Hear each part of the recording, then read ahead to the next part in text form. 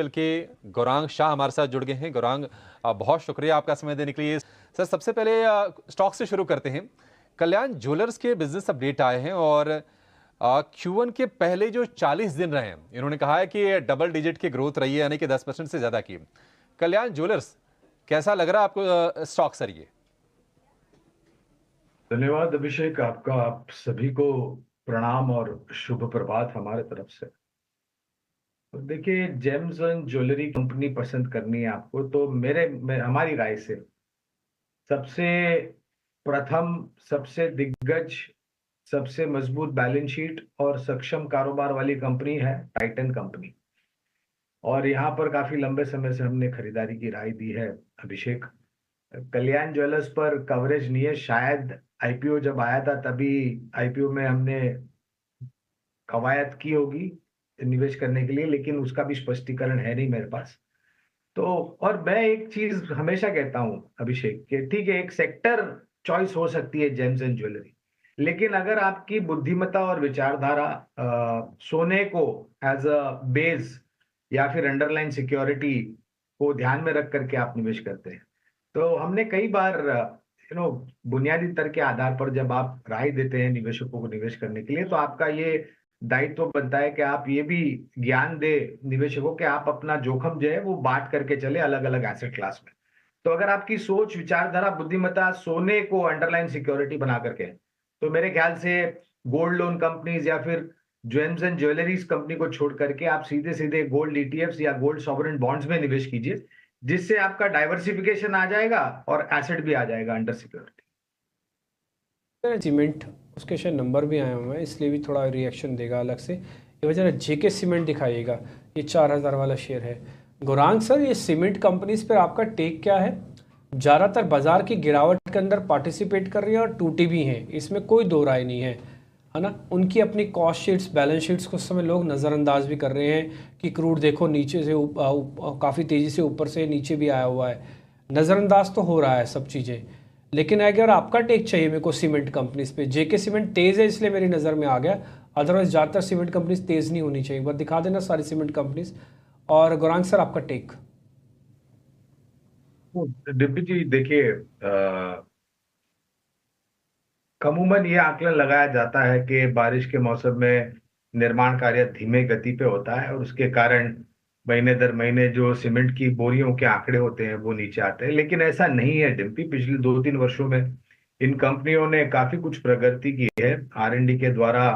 पहले जिस प्रकार से एक एक महीने आपको इंतजार करना पड़ा था अगर आपने आरसीसी डाली है तो सूखने के लिए, ऐसा नहीं है अभी। बहुत जल्द टेक्नोलॉजी जो इस्तेमाल की है तो बहुत जल्द ड्राई हो जाता है। तो कहने का तात्पर्य ये है, 4 जून इस दूसरे सबसे लंबा चरण, मेरे ख्याल से 1952 के बाद ये सबसे लंबा चरण है चुनाव का। सात चुनाव 7 भागों में ये चुनाव हो रहा है और 1 जून को समाप्त होगा, 4 जून को नतीजे आएंगे। सरकार गठन होने के बाद भारत निर्माण कार्य बहुत ही जोर शोर से आगे बढ़ेगा डिम्पी। और न तो सिर्फ सरकार के खर्च जो हो रही है केंद्रीय स्तर पर या राज्य स्तर पर, लेकिन रियल एस्टेट सेक्टर भी अच्छा कर रहा है। और जहां तक हमारी जानकारी है, रियल एस्टेट सेक्टर दूसरे सबसे बड़ा क्षेत्र है जो सबसे ज्यादा सीमेंट की खपत होती है। निजी कंपनियां विस्तार योजनाएं करेगी वहां भी सीमेंट का। एसीसी, अल्ट्राटेक, अंबुजा, ग्रासिम ये दिग्गज नाम है।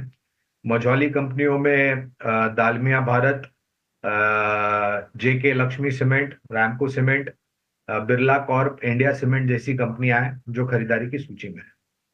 अब एक बार आपसे के नतीजे आ रहे हैं उस पे चर्चा करना चाहेंगे। हालांकि नतीजे बहुत ज़्यादा निराश तो नहीं कर रहे हैं, स्लिपेजेस बीओबी के बढ़ते हुए नज़र आए, पर एसबीआई के नंबर्स तो अच्छे देखने को मिले, पर मार्केट्स कहीं ना कहीं उनको रिवॉर्ड नहीं कर रहा है। क्या इलेक्शन से पहले थोड़ा सा जो इन्वेस्टर का इंटरेस्ट है ये पीएसयू बैंकिंग नेम्स में, अगर छोटी अवधि का नज़रिया रखें तो क्या वो पीछे हाथ खींच रहा है, और या फिर क्या आपको लगता है कि ये अच्छे मौके हैं जहां पे अपना एक्सपोजर बढ़ाना चाहिए? देखिए सृष्टि, आज है 13 मई और मेरे ख्याल से अगर छोटी मध्यम अवधि में आपको बाजार परेशान कर रहा है, जैसे अभी डिम्पी भी बता रहे थे 20 पर आ गया इंडिया, विक्स 25 तक जा सकता है, इसमें कोई दो राय नहीं है। तो अगर बाजार आपको आने वाले कुछ 25 दिन के लिए अगर परेशान कर रहा है, तो मेरी एक नम्र विनंती होगी छोटे या मध्यम अवधि के जो कारोबारी है कि आप दूर हट जाए बाजार से। निर्णायक तरीके से ये एक के बाद एक जो चरण खत्म हो जाएंगे। 1 जून को आखिरी चरण होगा, 4 जून को नतीजे आ जाएंगे, तो 4 जून के बाद 5 जून को आइए बाजार में, आपका स्वागत है। थोड़ा बहुत ऊपर लेने मिलेगा, 10-15% नतीजों पर निर्भर करता है, लेकिन कम से कम आपके पास स्पष्टता आ जाएगी और डर या भय जो भी है छोटी मध्यम अवधि के लिए। और कभी कभी ऐसा भी होता है कि आप बाजार में कुछ ना करें तो भी अच्छा होता है। जहां तक आपका प्रश्न है, मेरे ख्याल से सृष्टि सरकारी बैंकों में जिस तरीके से नतीजे आ रहे हैं, state bank of India, bank of Baroda, Canara bank, PNB जैसी 4 या 5 बैंक है जो हम खरीदारी की राय दे रहे हैं। और वित्तीय क्षेत्र में इतने हद तक भी जाऊंगा सृष्टि के, आपके पोर्टफोलियो का एक बहुत ही महत्व अंग होना चाहिए वित्तीय क्षेत्र, जहां पर निजी क्षेत्र की बैंक्स, सरकारी बैंक्स और मजबूत एनबीएफसी होनी चाहिए। ये बाजार परेशान करेगा जो, और खास करके जो सोशल मीडिया पे इलेक्शन को लेकर के अनौपचारिक स्तर पर जो ये महाविश्वविद्यालय है, व्हाट्सएप और यूट्यूब और XYZ, ट्विटर वगैरह, इंस्टा वगैरह, बहुत सारी अफवाहें यहाँ पर आ रही है, खबरें, जिसके कारण असमंजस स्थिति बनी हुई है। और उसके आधार पर पॉलिटिकल राजनीतिक पार्टियां और लीडर्स टिप्पणी भी कर रहे हैं। तो ये बाजार आपको बहुत परेशान करेगा, और खास करके जैसे जैसे हम चुनाव के आखिरी चरण तक जाएंगे और चुनाव के नतीजे नहीं आ जाते तब तक। ठीक है, तो यहाँ पे थोड़े वॉलेटाइल ज़रूर रह सकते हैं, पर इस बीच अगर हम देखें तो SBI आपकी डे लो पे आता हुआ दिख रहा है। बैंक ऑफ बड़ौदा भी ब्रोकरेजेस की तरफ से एक थम्स अप ज़रूर आया था, पर अपने आप को होल्ड नहीं कर रहा है। इसके अलावा PNB और यूनियन बैंक जैसे काउंटर्स भी आपको डे लो पे ट्रेड करते हुए दिख रहे हैं, और इसी का असर आप निफ्टी बैंक पे भी देखें, 300 अंकों की गिरावट आपको निफ्टी बैंक में दिख रही है। पर कुछ सरकारी बैंकों पे भी राय लें।